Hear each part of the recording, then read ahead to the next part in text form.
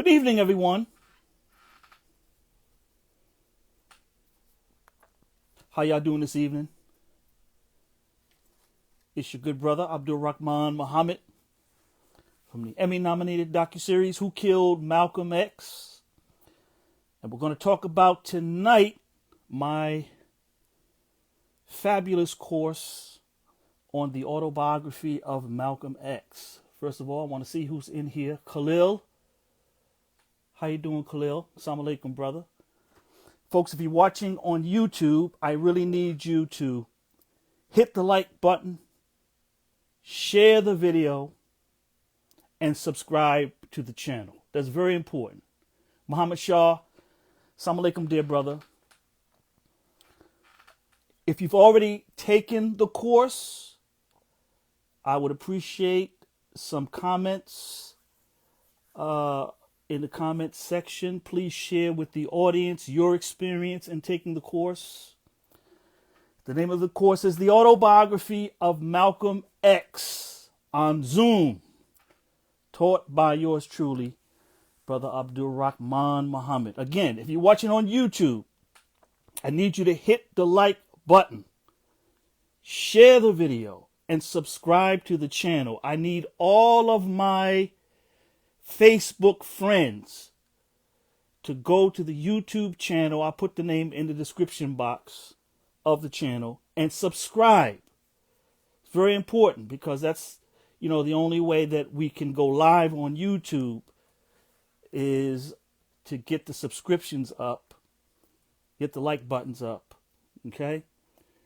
Who else do we have in here with us? Okay. Fantastic. So I'm not going to be long with you tonight, but tonight's topic is, what will I learn from the Autobiography of Malcolm X course on Zoom? I am now offering it again. Registration is now open. Okay. What I have found is that because Who Killed Malcolm X is still trending, it's still hot on Netflix, so many of you all are just finding out that I've offered this course, okay, and you want to take it. So I'm responding to you all right, but I need you guys to go and register for it, okay, because I didn't really want to offer it this time. But, there was a demand. At least that's what you all were telling me. So I've offered it again. And I need you guys to go and register for it, okay? The Autobiography of Malcolm X course on Zoom. What will I learn from it? What will I learn? Most of you guys in the audience tonight have already read the Autobiography of Malcolm X. Most of you all have already read it. You've all seen Who Killed Malcolm X, and you've all seen numerous documentaries on the life of El-Hajj Malik El-Shabazz, as we know him as our Muslim brother Malcolm X. So the question becomes, what will I learn from this class? Okay, don't I already know the story of Brother Malcolm's life? If you have read the Autobiography of Malcolm X, you certainly do. Okay, Autobiography of Malcolm X is a classic of not just African American literature, but American literature. Okay, it is an iconic American story. Malcolm's life story tells the story of America, okay? And that's why this book has never gone out of print since the time that it was published, about 9 months after his assassination. It has never gone out of print. And if you've read this book, you do know his life story, for sure.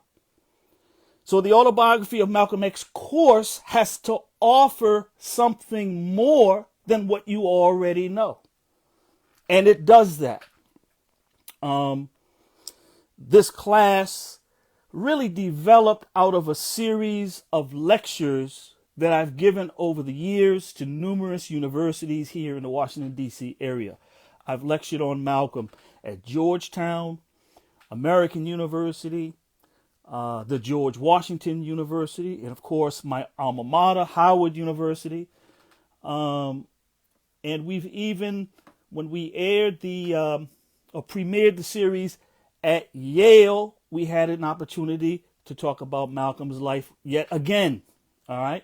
So over the years, I've wanted to put this course together, but for this reason or that, the technology didn't really exist yet in terms of the appearance of platforms like Zoom, okay, and these teleconferencing platforms. So there never was an opportunity, and the technology hadn't existed yet for me to bring it to the people. But now we can do that. And it just so happened that with the COVID pandemic, it was just a confluence of events that came together, right, that allowed me to finally take this course to the people. And what I did was I made it affordable for everyone. I believe that knowledge belongs to the people. And I'm a working class guy, just like many of you all, you know. I could easily charge double, at the very least, of what I'm offering this course for. But I wanted to make it accessible to as many people as wanted to take it, without making it so inexpensive that the people wouldn't respect the information that we have to share. Okay, there has to be a respect for the knowledge. There had to be some type of investment. Yet still, I wanted to make it affordable for the people so that they can learn about this great brother. This class is not a need. You don't need to take this class. The people who take this class, they take it because they love Brother Malcolm. They love his legacy, what he contributed to the struggle of our people in America, and they want to know more. They want a deeper understanding than what is already widely known. And so I put this course together, and over the course of this last year and a half or so, so many people have taken it, and I lie to you not, there hasn't been one bad review of this course yet. Okay, and hopefully there won't be. We've already had so many college professors, university professors who've taken the course, taken the material from this course and integrated it into their own syllabus. New material, new information, all right? So what you're going to gain is a deeper understanding of Brother Malcolm's life. We've already had a daughter of Amiri Baraka has taken this class. We've had a niece of the great jazz genius Thelonious Monk has taken the class. As well, I have had the privilege of teaching this class to not one but two of Malcolm's nieces who sat in this class. Okay?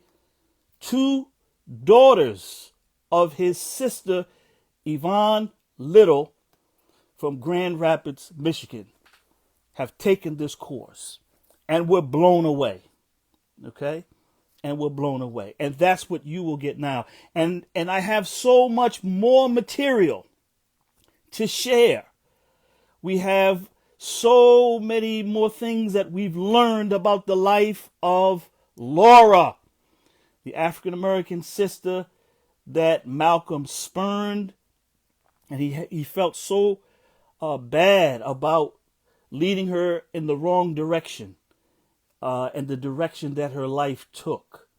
All right. To this point, to this day, not one biography has gotten it right about her, has identified her conclusively, and can tell you anything about what happened to that woman. Okay? Not one. But that's what you're going to learn in this course. You will see pictures of her, how her life turned out. Did she have children or not? Did she ever get married? All right. I can tell you that, yes, she did pass away and she died quite young, but we're going to learn what did she die of. All of these things never before seen in any book, in any article. The life of Laura. That alone is worth the price of the course. Okay? These are the types of students that we've had that have taken the Autobiography of Malcolm X course on Zoom. And, you too will learn, if that is your desire. You will learn more than you ever knew about Brother Malcolm, and you'll gain a deeper understanding, all right, of the historical forces that shaped him and molded him and made him the great leader that we all love and revere. Okay? So, the first question that we can ask is, what is an autobiography? What is an autobiography? And before we can answer that question, we have to ask, what is a biography? Okay? And let's talk about that. And what is the difference between an autobiography and a memoir? All right. Now, very simply, a biography is the telling of one's life by a third party, from birth until death, or until that point in that person's life, if they're still alive. Okay. But it's told by a third person. That's a biography. Okay. It's not written by the subject themselves. An autobiography is the telling of one's own life from birth until, that point where the book was written, right, in their life, because, obviously, the person is still alive, right? So you can't say from birth until death. But that is an autobiography. And it differs from a memoir in the sense that an autobiography tells the story, you're telling the story of your life from A to B to C all the way to Z. Okay? It's a historical account with very specific facts and dates and chronology that's quite linear, all right? So it's a complete telling of your life. You're telling your whole story. Whereas a memoir, on the other hand, tends to focus on a certain period in your life. All right? A memoir doesn't make any claim to tell your entire life story, right? It will recount certain episodes in your life and your reflections on that period. Okay? Which is another difference as well between an autobiography and a memoir. Autobiography tries to stick more to the facts, tries to be more factual and tell a complete story, whereas a memoir is more subjective. It has more to do with, what your thoughts and feelings were at, certain times in your life. And it doesn't make any claim to tell your entire life story. Also, with a memoir, you have the flexibility to move from one period back to another period, and then it will move back into the future. You're not stuck, in that rigid chronology of an autobiography. All right. So I hope you understand that. But this is the most important thing I want to share with you in terms of what you will get out of this course. And that is this, is that an autobiography is a subjective work.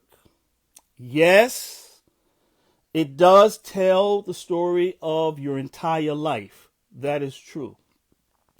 However, that doesn't mean that it tells everything that happened in your life. Okay? It's subjective, meaning that, you're telling your story from your point of view, and it's subjective. And it's said that in every autobiography, the subject will always turn out to be the hero. Will always turn out to be the hero, meaning that we all have things in our life that we're embarrassed about, that we don't want people to know, right? Things that make us look bad. So we may have a tendency not to include that in our autobiography, or to downplay that particular period in our life, or that particular, episode. We may downplay it or completely edit it out. See, an autobiography is an edited version of our life because it's subjective. All right. An autobiography, it's human, right? It's produced by a human being who, as they grow older, tend to forget things. We've all forgotten things that we've done in our life. See, an academic historian will find the documents, will nail down the dates, will resurrect episodes in our own life that we may have even forgotten. Okay? And as well, we all want to look good in our own, the telling of our own story. So we may want to exaggerate certain other episodes in our life. Okay, conflate them, and and sometimes these things are negative. For example, in the case of the autobiography, it is a fact, and you will learn in this class, that Brother Malcolm exaggerated his criminality. Okay, he exaggerated his infamy in order to accentuate, in order to highlight the redemptive power of the teachings of Elijah Muhammad. All right. In fact, that's the reason why he agreed to do the book, because he wanted to show that if Elijah Muhammad and his teachings in the Nation of Islam could reform such a reprobate, degenerate criminal like myself, right, what could it do for you and I? All right. So that was the purpose for Malcolm agreeing to write this book. So we're going to talk about that. And we're going to go behind the pages to see, what is edited out of the story. That's what we're going. That's what you'll learn in this book. Okay, that's what you're going to see. You're going to realize that the autobiography of Malcolm X, the reason that it impacts you the way that it does, the reason that it's so powerful, is that stylistically it was written in a certain way to affect you that way. And in order to have the kind of impact that it does, all right, certain little minutiae and details have to be kind of edited out. You can't bog it down with too much minutia, too many characters, all right? Too many, inconsequential episodes or events that have no bearing on the story. Okay, you have to edit it out. Okay, and this is the reason why it affects you the way that it does. It's a highly edited book. I'm not saying that it's not the story of Malcolm's life. It absolutely is the story of Malcolm's life. Okay, and a very impactful account of his life. But it is edited, nonetheless. You're going to find out when you take this course that the autobiography had to be vetted legally before it could ever reach the public. At the time that Malcolm was working on this book, in the spring of 1963 with Alex Haley, May of 1963 is when they began. Malcolm was still a very young man, and he only had 2 more years to live. Most of the people in his life, most of the characters in his book were still very much alive. All right, with the exception of a few people, Sammy the Pimp, who we're going to learn his real name and where he was from, and a couple of other people who pass away. For the most part, most of the people in his life story were still very much alive. And so you just can't say anything about people who are living, right? You just can't say anything about them, especially if it's negative, because you expose yourself to a lawsuit. So you're going to find out that whether we're talking about Shorty, his best friend, whether we're talking about Sophia, whether we're talking about Laura, there are little details, all right, about their own biographies and their own stories that are tweaked and modified, okay, and changed here or there in order to give Malcolm and Alex Haley legal coverage, legal protection, all right, against slander. For example, Malcolm talked about Small's Paradise, right? When he arrived in Harlem, this elegant club owned by Charlie Smalls and his brother, was managed by Charlie Smalls. And he says that Small's Paradise was a hangout for hustlers, right? Or there was a criminal element in Small's Paradise. Well, guess what? That's legally liable. Okay? They could be sued for that. That's something very negative. Smalls was still in business when the autobiography of Malcolm X was written. All right? And I have seen at the Library of Congress, I saw with my own eyes, some of these legal vettings. I have seen the handwriting of the lawyers go right through the line here. Malcolm said that Small's Paradise had hustlers who would sit around the bar and blah, blah. We could be exposed here legally. Malcolm said that Shorty could never become a Muslim because he liked white women and pork too much. That's something negative, right? Think about it.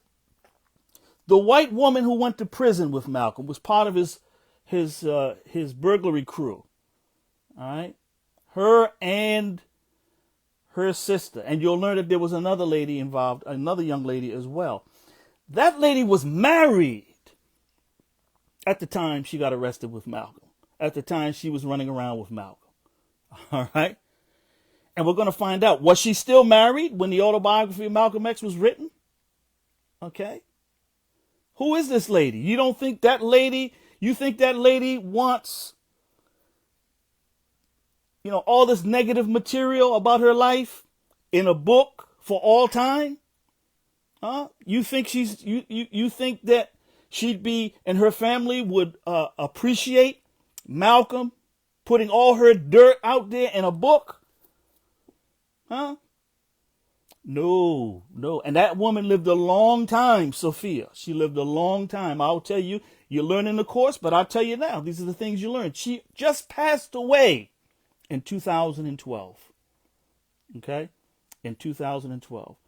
And she never talked about the 40s ever again. She disappears from the historical record. But we're going to talk about who was Sophia, who was Laura, who was Shorty, okay? Because details would change about their life if you don't know the backstory, which is what you will learn in this class, all right? You won't know their true identities. I'm going to show you their photographs, who they are, their entire life story, how their lives turned out, okay? This is what I mean by a deeper understanding of the book. You're also going to learn that certain family members and certain friends and associates of Malcolm have been cleaned up a little bit, okay? They've been cloaked in a kind of respectability. And what do I mean by that? I mean that, many of these people, family, associates, friends, were complicated characters. And they're not as presented in the autobiography. All right? With, in other words, just portraying them in a positive light. They had some negatives too that make them human. Okay? But in the autobiography, they are cloaked in respectability so that you get a certain,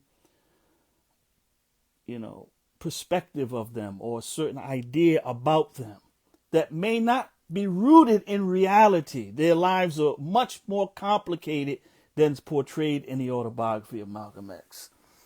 Okay? For example, there might be a certain relative who has a, criminal record or was involved in some negative activity, right, that you would never know about. And it's actually portrayed, right, in a totally different light. Respectability. You call it respectability politics. There's a lot of that in the autobiography of Malcolm X.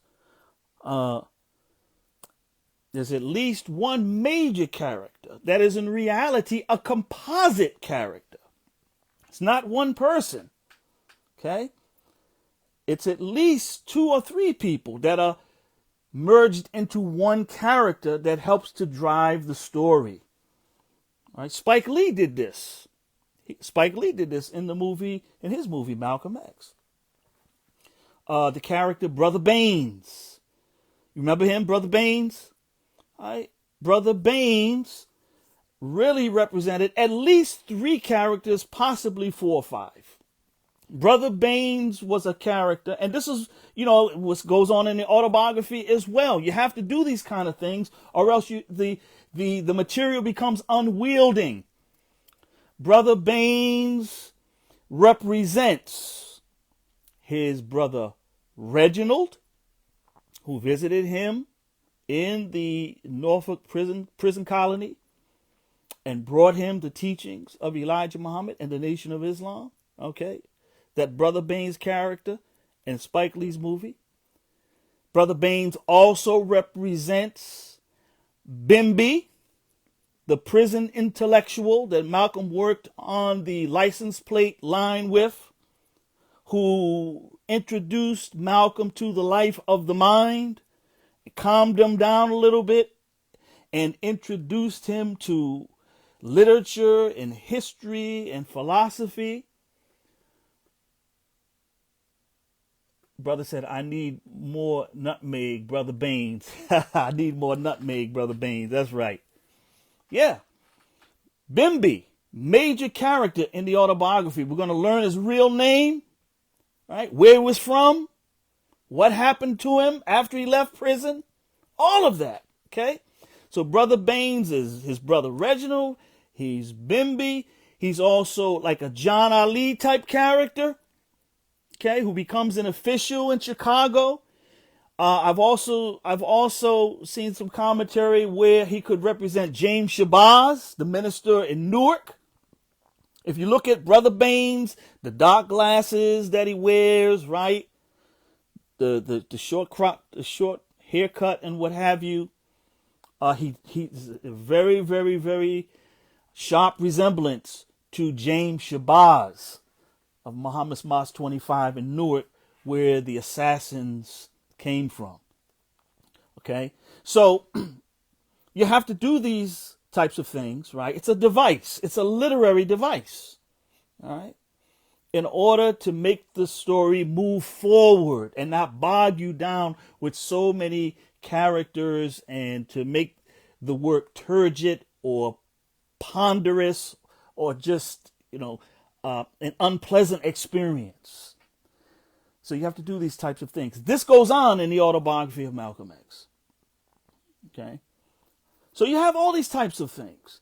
And then you'll see things like Malcolm at the dance with Laura, and he looks over and he sees this beautiful white woman, this beautiful blonde, looking at him, giving him the googly eyes, and they're looking at one another. And Malcolm, right, very gingerly takes Laura home, and then he comes back to the Roseland Ballroom, and then he drives off into the sunset with the white girl, Sophia. Did it really happen like that? I mean, if it didn't really happen like that, would it mean that the autobiography is not true? I've been accused of lying on Malcolm, and no, we have to be sophisticated. We have to understand how this book was constructed, okay? How certain liberties were taken, how certain scenarios were constructed, right, in order to tell the story. Just because it may not have happened just like that, that doesn't diminish the book at all, right? You just have to understand what it is that you're reading. You cannot read this book like an academic history book.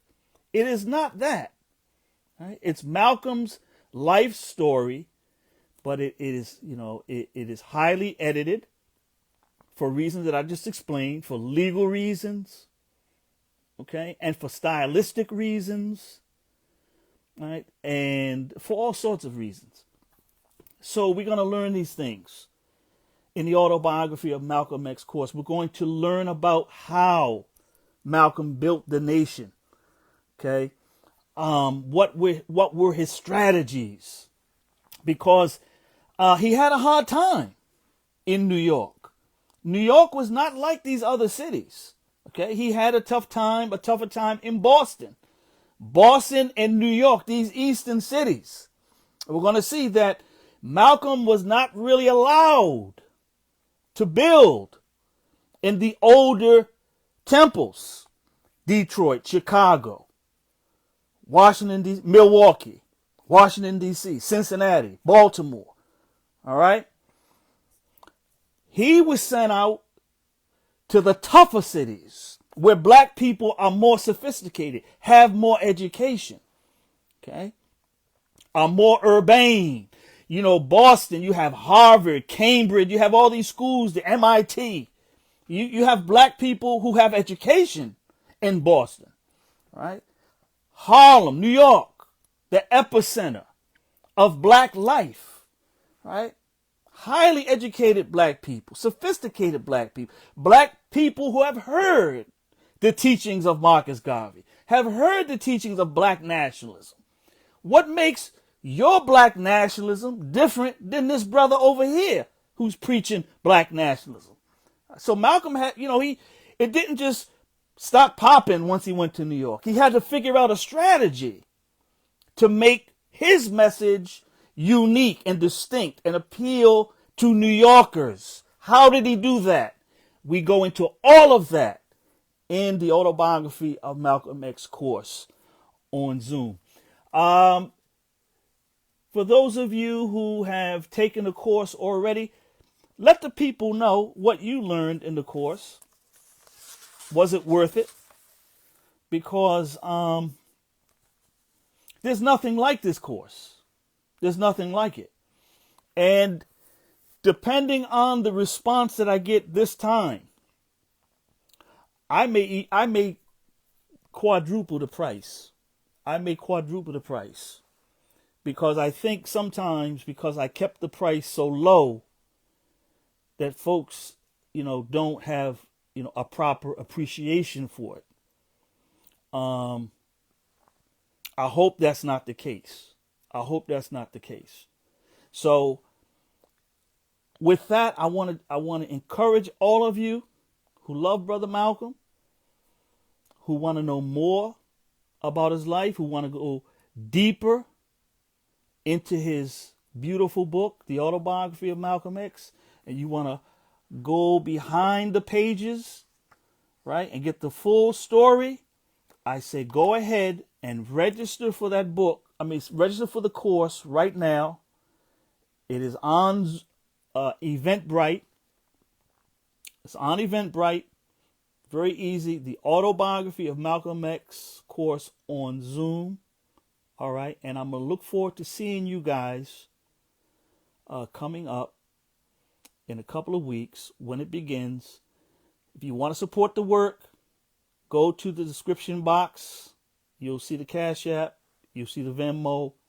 Let me know that you appreciate what we have to offer. And I'm going to see you in class in a couple of weeks. Go ahead and register now. Oh, one more thing. One more thing before I go. I've got some surprises for those of you who take the course. This session, I've got some surprises. Maybe some of Malcolm's relatives might be in the class. Maybe some of his officials or descendants of his officials might be in the course. I will tell you this. I'm going to leave it like that.